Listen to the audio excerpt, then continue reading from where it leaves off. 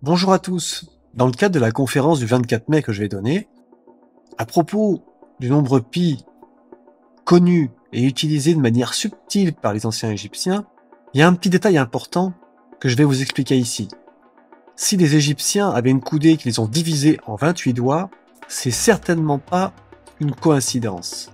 Ce nombre 28 est le nombre le plus évident pour avoir des nombres entiers sur les diamètres et circonférences des cercles. Mais pas seulement, cela marche aussi avec un carré, un cube ou un double carré. Autrement dit, avec des figures fondamentales de base, le nombre 28 permet d'avoir des nombres entiers sur les diamètres, sur les côtés, les circonférences et les diagonales. Et avoir des nombres entiers alors que nous manipulons des nombres irrationnels, c'est très particulier.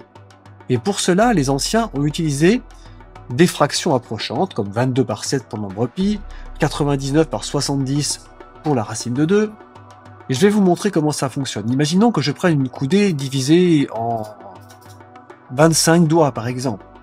Eh bien, si je veux l'associer à des fractions fondamentales et simples connues depuis l'Antiquité, eh bien, vous voyez bien que ce qui se passe ici, c'est que je vais difficilement avoir des nombres entiers de doigts sur tous les paramètres que sont les côtés et les diagonales.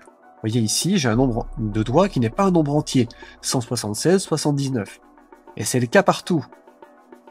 Si j'en prends 24, hop, ça marche pour la fraction 25 par 8, mais c'est tout.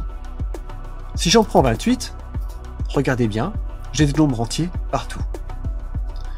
En utilisant ces fractions de base, qui sont connues depuis l'Antiquité, qui sont des fractions approchantes, on s'aperçoit que la division d'une coudée en 28 est la plus pratique.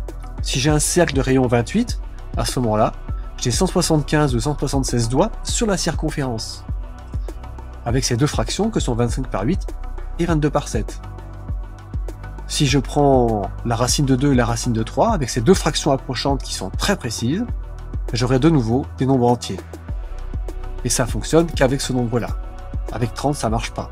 Je peux essayer d'autres nombres, ça marche pas non plus. J'ai ici un outil un peu plus élaboré. Ici, vous voyez quand je clique sur 28, on a le détail si on prend le nombre de coudées qu'on met sur le côté par exemple. 1, 2, 3, jusqu'à 10 coudées. Et à chaque fois que c'est vert, c'est qu'on a des nombres entiers sur tous les paramètres. Et donc, on voit bien qu'avec ça, pour la racine de 2, pour la racine de 3, pour les deux fractions approchantes du cercle, 22 par 7 et 25 par 8, et puis pour la diagonale d'un double carré, on a beaucoup de cases vertes qui donnent des rapports simples en nombre entier. Et ça facilite considérablement le travail des mathématiciens, des géomètres, des architectes, de tous les gens qui travaillent avec les nombres, parce qu'ils vont travailler avec des nombres entiers, plus simples à utiliser pour le calcul et la géométrie. Entre autres, mais le nombre entier a peut-être un autre sens qu'il faudrait creuser pour les anciens. Si vous voyez bien, maintenant, si je mets 27 pour ma coudée, j'ai beaucoup moins de cases qui sont vertes. C'est pas aussi pratique. Mettons que j'en mette 25, je regarde, c'est pareil. J'ai peu de cases qui sont validées. Si j'en mets une trentaine, c'est pareil, j'ai assez peu de cases qui sont validées. Alors que si j'en mets 28, c'est évident, c'est la coudée la plus pratique.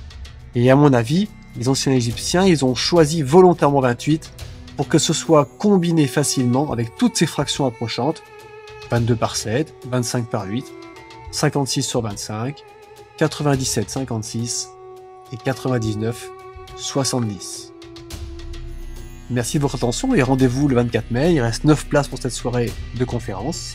Et si vous venez de loin, sachez qu'il est possible de vous héberger auprès d'un partenaire.